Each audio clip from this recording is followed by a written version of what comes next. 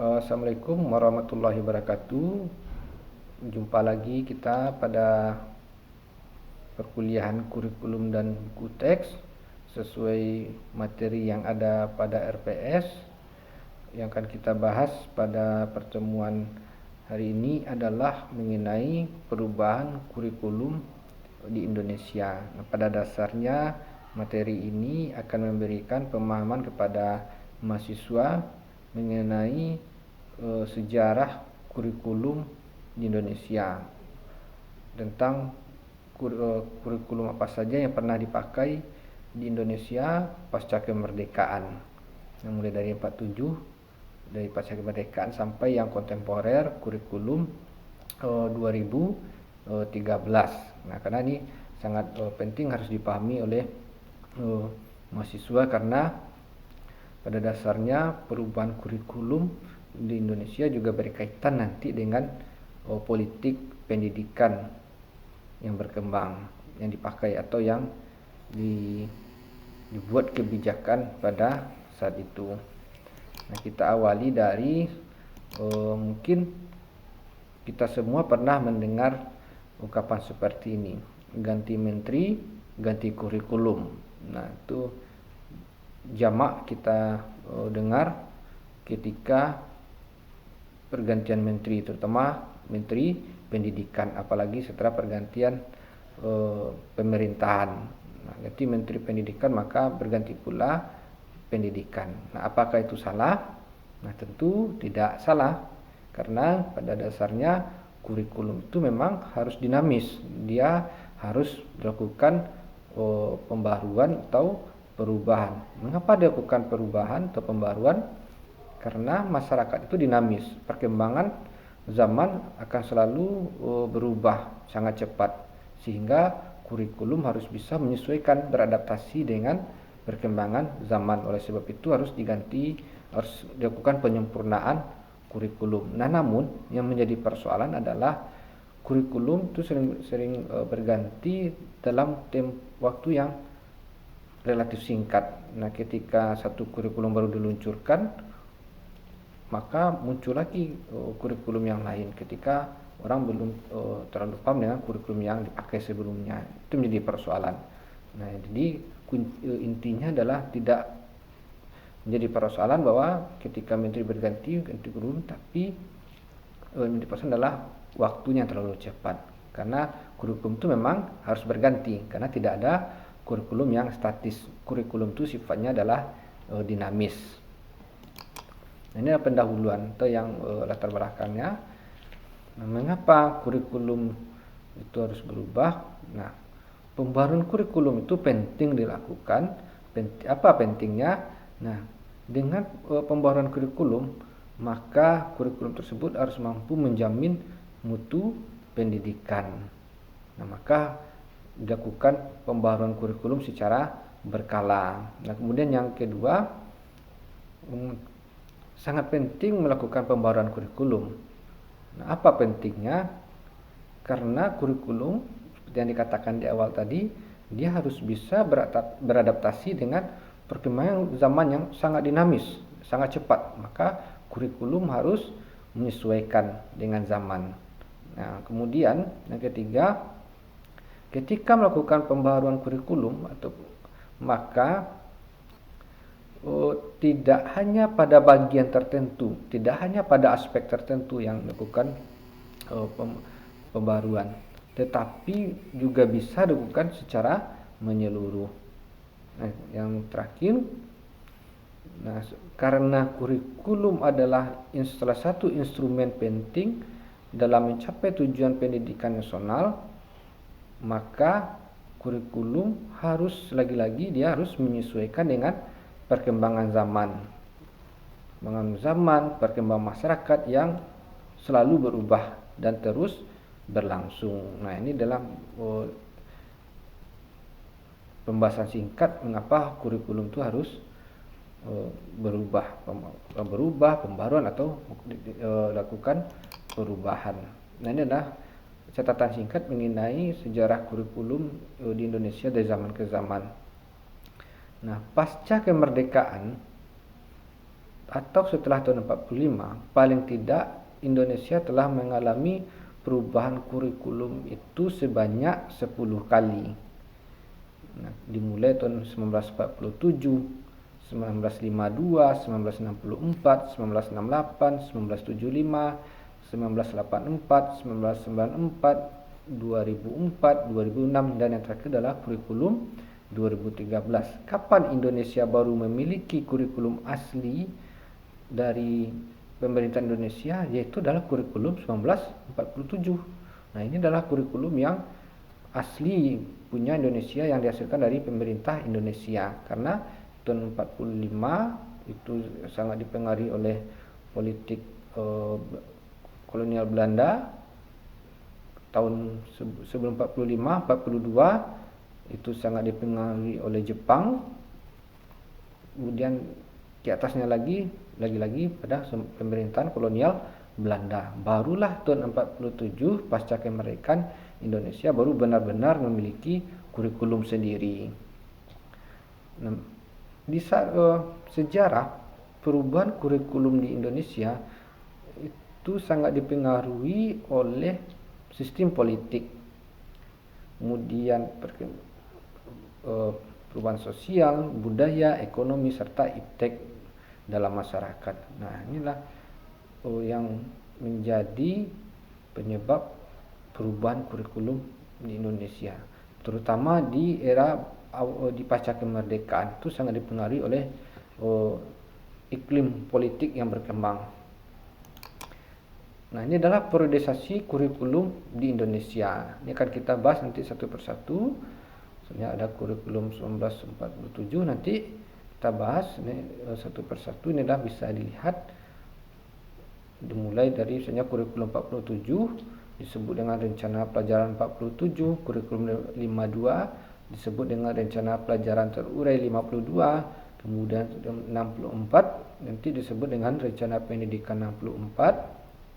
Ada kurikulum 68 nanti disebut dengan pembinaan jiwa, Pancasila, pengetahuan dasar dan kecakapan khusus. Kemudian ada kurikulum 75 disebut dengan satuan pelajaran. Ada kurikulum 84, ada kurikulum 1975 yang disempurnakan. Selanjutnya ada kurikulum 1994, ada kurikulum 2004 KBK, ada KTSP 2006, dan ada kurikulum 2013 yang kontemporer. Nah, kita awali pembahasan dari kurikulum 1947. Nah, kurikulum 1947 itu disebut dengan rencana pelajaran 1947. Nah, merupakan kurikulum pertama yang dikembangkan oleh pemerintah Indonesia pasca kemerdekaan. Ini adalah kurikulum asli Indonesia. Kemudian ini adalah kurikulum pertama diberlakukan di sekolah-sekolah pada awal kemerdekaan. Nah, kemudian rencana pelajaran 1947 bisa kita sebut sebagai kurikulum transisi atau kurikulum peralihan dari sistem pendidikan kolonial Belanda ke sistem pendidikan Indonesia. Nah, jadi dia kurikulum transisi. Nah, karena Indonesia pada saat itu baru merdeka, masih dalam suasana perjuangan, suasana kemerdekaan, maka penekanan kurikulum 1947 itu adalah dia menekankan pada karakter building atau pembentukan karakter manusia Indonesia yang merdeka. Jadi kurikulum yang berkembang tahun 47 itu dipengaruhi oleh suasana sosial politik yang berkembang di masyarakat Indonesia. Karena Indonesia baru merdeka, maka fokus kurikulum yang rencana pelajaran 47 ini adalah fokusnya adalah pada pembentukan karakter manusia Indonesia yang merdeka. Itu adalah fokusnya pada kurikulum 1947. Nah, ini adalah karakteristik. Setidaknya terdapat 4 karakteristik kurikulum 1947. Nah, karakteristik yang pertama adalah dijadikan bahasa Indonesia sebagai bahasa pengantar. Karena di tahun 1945 itu adalah bahasa Belanda dibikin bahasa pengantar. Kemudian tahun 1942 ketika Jepang masuk itu adalah bahasa Jepang, walaupun ada bahasa Indonesia di sana, sampai nanti ke atas pada zaman Hindia Belanda itu adalah bahasa Belanda yang dipakai pada pendidikannya di sekolah-sekolah. Nah, kemudian karakteristik yang kedua adalah pendidikan watak. Nah, tadi di awal sudah dijelaskan bahwa kurikulum tahun 47 itu dipengaruhi oleh iklim atau nuansa sosial politik yang berkembang di masyarakat. Nah, kita baru merdeka, suasananya baru kemerdekaan, maka pendidikannya difokuskan pada pendidikan karakter yang membentuk watak, yang membentuk kesadaran bernegara, bermasyarakat. Nah, kemudian materi pelajarannya adalah materi pelajaran yang faktual, kemudian dan kontekstual. Materi pelajarannya dihubungkan dengan kejadian sehari-hari. Nah, kemudian yang terakhir, perhatian pendidikannya selain pendidikan karakter tadi, dia juga memfokuskan pada aspek kesenian dan pendidikan jasmani. Nah, kemudian setelah 1947, setelah kurikulum 1947, maka masuk pada kurikulum 1952. Disebut pada saat itu adalah rencana pelajaran terurai 1952. Nah, kurikulum 52 ini adalah penyempurnaan dari kurikulum 1947.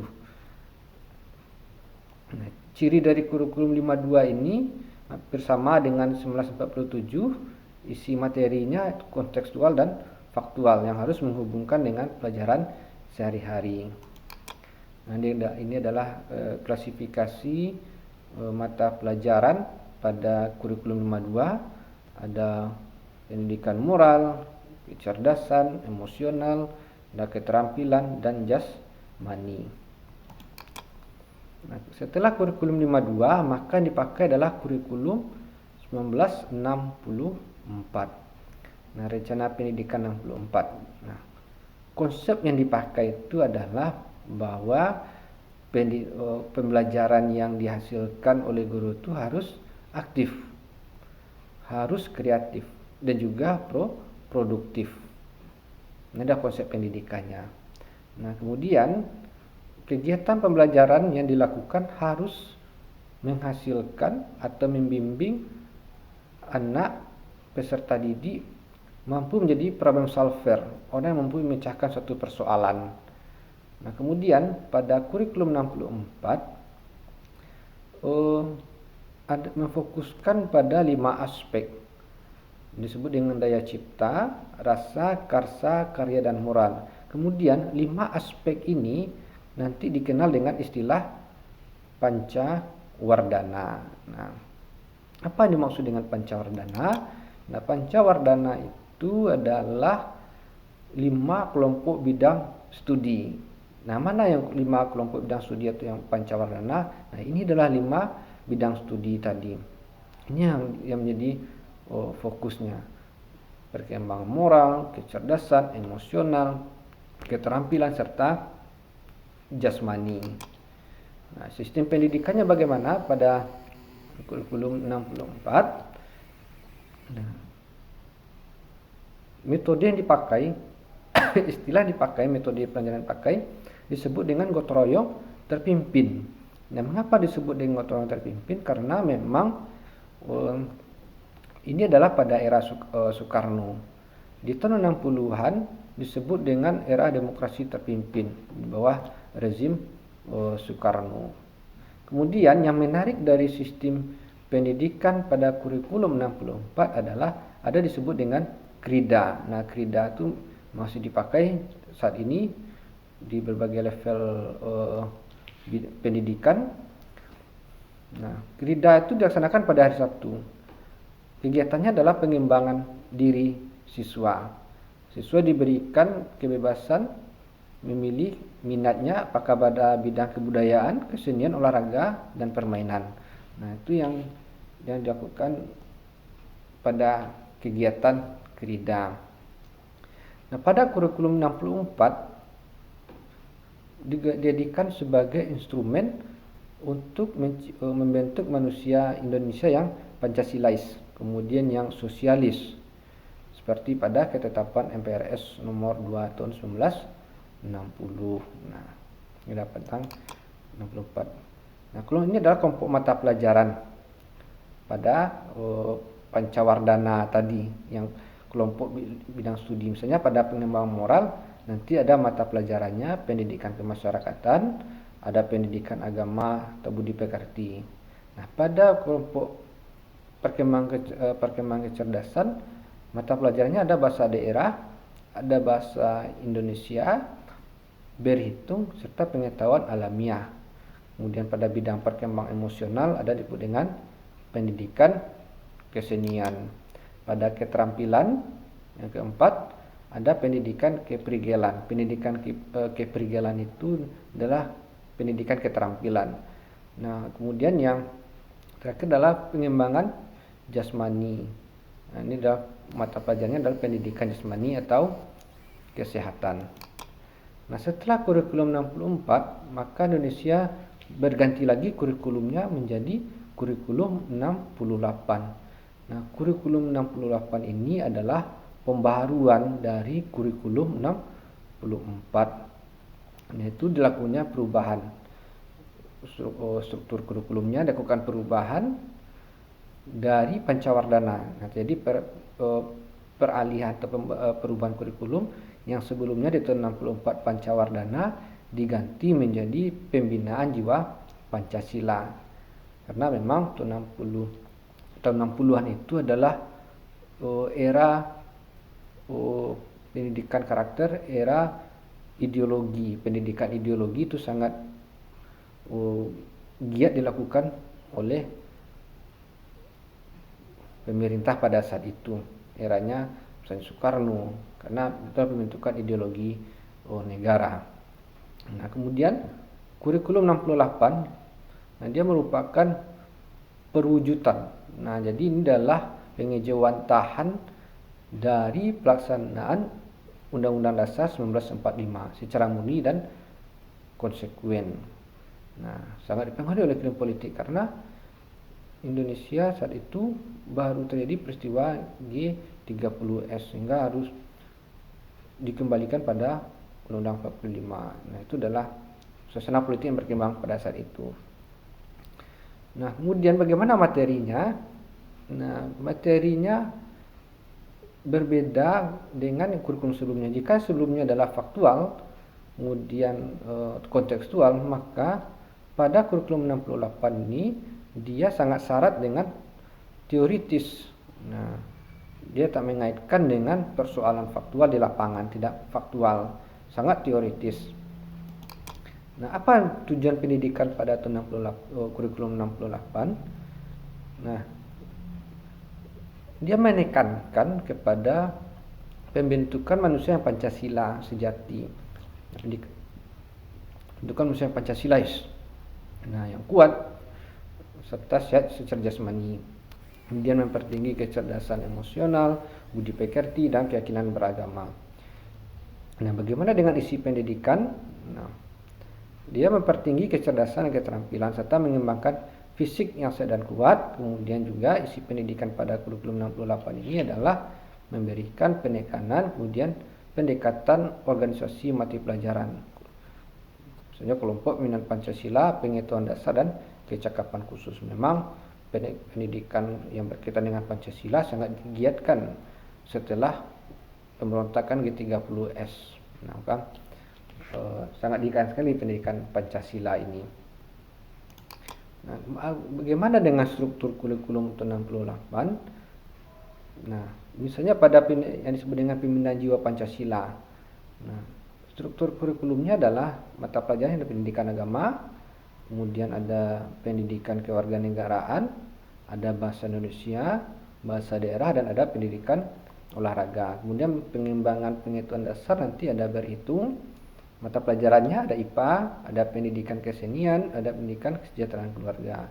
Kemudian ada pembinaan kecakapan khusus. Nah, ada disebut dengan pendidikan kejuruan. Nah, setelah tahun 68 tadi, maka berganti lagi kurikulumnya. Disebut dengan kurikulum 1975. Prinsip pelaksanaan dari kurikulum 1975 itu adalah orientasinya. Kita lihat dulu terlebih dahulu pada aspek orientasi. Pendidikan atau kurikulum 75 ini berorientasi pada tujuan pendidikan nasional, nanti ada tujuan kurikuler, tujuan instruksional umum, dan tujuan instruksional khusus. Nah, kemudian pendekatannya, pakailah pendekatan integratif.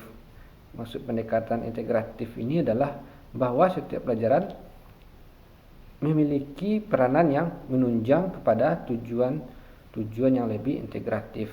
Nah, kemudian prinsip yang ketiga, dia menekankan kepada efisiensi dan efektivitas dalam hal daya dan waktu.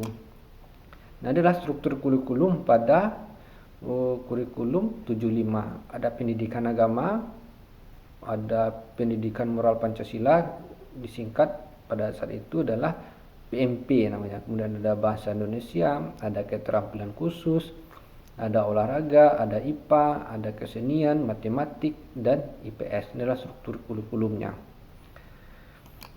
Nah, setelah kurikulum 75 berganti lagi. Nah, diganti dengan kurikulum 1984. Nah, mengapa diganti? Karena ada anggapan pada saat itu bahwa kurikulum lama 75 tadi dianggap sudah tidak relevansi lagi dengan perkembangan zaman. Nah, kemudian ada pengaruh politik juga, sidang umum MPR, nah, yang tertuang dalam GBHN garis besar haluan negara 1983 yang menyiratkan bahwa keputusan politik menghendaki adanya perubahan kurikulum dari 75 ke kurikulum 84. Nah, kemudian pada tahun 84 pemerintah menetapkan pergantian kurikulum 75 ke kurikulum 1984. Nah, karakteristik dari kurikulum 84 ini adalah dia berorientasi pada tujuan instruksional. Maksudnya adalah bahwa pemberian pengalaman belajar kepada peserta didik dalam waktu yang sangat terbatas. Nah, jadi dengan keterbatasan waktu, maka harus diberikan pengalaman belajar yang benar-benar efektif. Nah, kemudian karakteristiknya adalah CBSA, cara belajar siswa aktif. Nah, pendekatan yang dipakai untuk mewujudkan CBSA ini adalah harus melibatkan peserta didik atau siswa sangat aktif, terlibat langsung dalam kegiatan pembelajaran, baik secara fisik, mental maupun intelektual. Kemudian ada nama pendekatan spiral dalam penyampaian materi. Nah, yang digunakan dalam pengemasan atau menyampaikan bahan ajar berdasarkan kedalaman dan keluasan materi pelajaran. Nah, setelah kurikulum 84, 10 tahun kemudian berganti lagi menjadi kurikulum 1994. Nah, ini penyempurnaan lagi dari kurikulum 84 disempurnakan oleh kurikulum 1994 yang berdasarkan legalitasnya adalah Undang-Undang Nomor 2 Tahun 89 tentang Sistem Pendidikan Nasional. Nah, pada kurikulum 1994 adanya pembagian waktu pelajaran, ada disebut dengan catur wulan. Nah, dimaksud dengan catur wulan itu adalah sebuah sistem semester. Kalau sekarang kita mengenal semester, dalam satu tahun itu ada 2 semester, maka pada kurikulum 84 dalam 1 tahun itu ada 3 semester. Itu disebut dengan catur wulan. Nah, karakteristik pada kurikulum 1994 adalah sistem semesternya dibagi menjadi 3 tahapan. Jadi dalam 1 tahun itu ada 3 semester, itu disebut dengan catur wulan. Nah, kemudian isi materinya cukup padat. Nah, materinya cukup padat karena penekanannya pada materi atau isi. Kemudian dalam pelaksanaan pengajarannya disesuaikan dengan konsep pokok bahasa dan perkembangan berpikir siswa. Nah, setelah 1994, 10 tahun kemudian berganti lagi, disempurnakan lagi kurikulumnya, berganti menjadi kurikulum berbasis kompetensi 2004. Nah, orang biasa menyebut familiar ini disebut dengan KBK 2004. Nah, apa yang menyebabkan perubahan kurikulum atau lahirnya kurikulum KBK ini? Ini adalah karena juga dipengaruhi oleh faktor politik yang berkembang di Indonesia pasca Orde Baru. Banyak daerah-daerah yang meminta melaksanakan otonomi daerah, sehingga melahirkan nanti Undang-Undang Nomor 2 tahun 1999 pasca reformasi, itu tentang otonomi daerah, di mana salah satu pada dasarnya isinya otonomi daerah itu juga nanti mencakup pada kebijakan pendidikan nasional. Nah, maka daerah juga diberikan wewenang dalam mengurus persoalan pendidikan pada tingkat lokal. Nah, kemudian KBK tidak lagi persoalan proses belajar. Nah, karena proses pembelajaran itu adalah merupakan wilayah otoritas guru. Nah, yang penting pada KBK ini adalah peserta didik harus mencapai kompetensi. Nah, jadi ada independensi guru yang sangat diberikan luas, tapi kebebasan itu harus memiliki targetnya adalah peserta didik harus mencapai kompetensi yang diharapkan. Nah, kemudian pada KBK merupakan perangkat rencana serta pengaturan tentang bagaimana mencapai kompetensi dan hasil belajar yang harus dicapai pada KBK. Nah, kemudian 2 tahun kemudian berganti lagi. Nah, berganti lagi pada tahun 2006 disebut dengan KTSP. KTSP itu adalah singkatan dari kurikulum tingkat satuan pendidikan. Nah, pada KTSP adalah sebuah kurikulum pendidikan kemudian dilaksanakan di masing-masing satuan pendidikan di Indonesia. Misalnya di SD, SMP, SMA sampai perguruan tinggi. Nah, landasan hukumnya KTSP ini adalah legalitasnya tentang Undang-Undang Sistem Pendidikan Nasional Nomor 20 Tahun 2003 serta Peraturan Menteri